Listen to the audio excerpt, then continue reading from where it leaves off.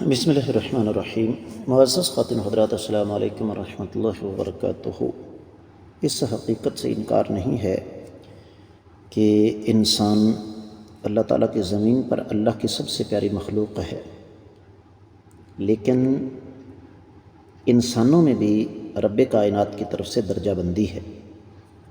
اللہ کو اس دنیا میں بھی آخرت کا تو معاملہ اپنی جگہ اپنی مومن بندوں سے زیادہ محبت ہے۔ اسی کا ایک تسلسل آج کا سبق ہے کہ کیا کافر کے قصاص میں کسی مسلمان کو قتل کیا جا سکتا ہے؟ مشکات المصابیح کتاب القصاص 3463 حدیث کتاب میں اور 16ویں باب میں الفاظ سماعت فرمائیے گا۔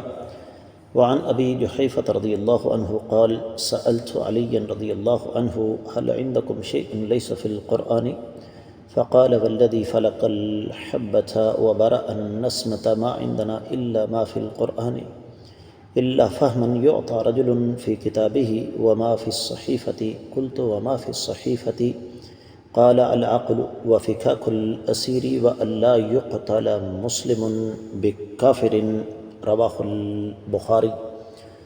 وذکر حدیث ابن مسعود لا تقتل نفس ظلما فی کتاب العلم۔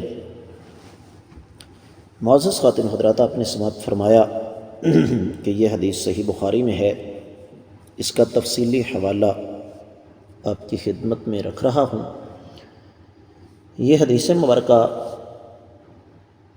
صحیح بخاری کتاب الدیات 24واں باب ہے، عاقلہ کا بیان، اور صحیح بخاری میں یہ ہے 6930 حدیث۔ حدیث کی سند پر اعتراض کرنا سورج کو چراغ دکھانے کے مترادف ہے، کیونکہ حدیث صحیح بخاری میں ہے، سند کے اعتبار سے بالکل درست ہے۔ ترجمے کی طرف بڑھتے ہیں۔ سیدنا ابو جحیفہ رضی اللہ تعالی عنہ راوی ہیں، فرماتے ہیں کہ میں نے سیدنا علی رضی اللہ تعالی عنہ سے سوال کیا، کیا آپ کے پاس کوئی ایسی چیز ہے جو قرآن میں نہ ہو؟ تو انہوں نے فرمایا، اس ذات کی قسم جس نے دانے کو پھاڑا اور روح کو پیدا فرمایا، ہمارے پاس وہی کچھ ہے جو قرآن میں ہے، البتہ دین کا وہ فہم جو بندے کو اللہ کی کتاب سے عطا کیا جاتا ہے، اور جو کچھ صحیفہ میں لکھا ہوا ہے وہ ہمارے پاس ہے۔ میں نے عرض کیا، صحیفہ میں کیا ہے؟ فرمایا، دیت، قیدی چھڑانے، اور یہ کہ کسی مسلمان کو کافر کے بدلے میں قتل نہ کیا جائے۔ سیدنا عبداللہ بن مسعود رضی اللہ تعالی عنہ سے مروی ہے کہ کسی جان کو ناحق قتل نہ کیا جائے۔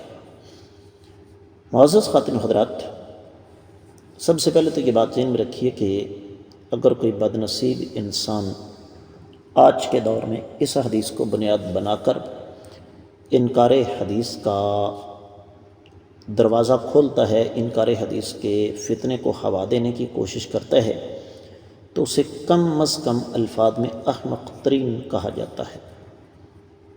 اس کی وجہ کہ اس حدیث کو اگر مکمل طور پر پڑھا جائے تو ہمیں اچھے طریقے سے سمجھ آ جائے گی کہ سیدنا علی رضی اللہ تعالیٰ عنہ کا مطلب یہاں حدیث کا انکار کرنا ہرگز نہیں ہے۔ ایک بات تو یہ ہو گئی۔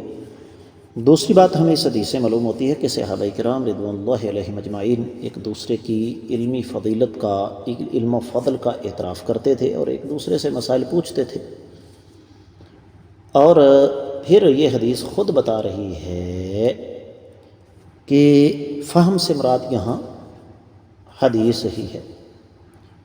تو سیدنا علی رضی اللہ تعالیٰ عنہ نے فرمایا کہ 3 چیزیں ہیں۔ سب سے پہلے دیت کے احکامات، پھر قیدی کو چھڑانے کے احکامات، اور یہ حکم کہ کوئی مسلمان کسی کافر کے بدلے میں قتل نہیں ہو سکتا۔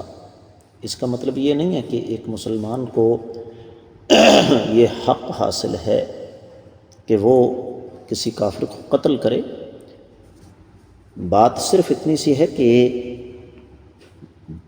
مسلمان کو قصاص کی طرح مسلمان سے قصاص نہیں لیا جائے گا، دیت کی معافی نہیں ہے۔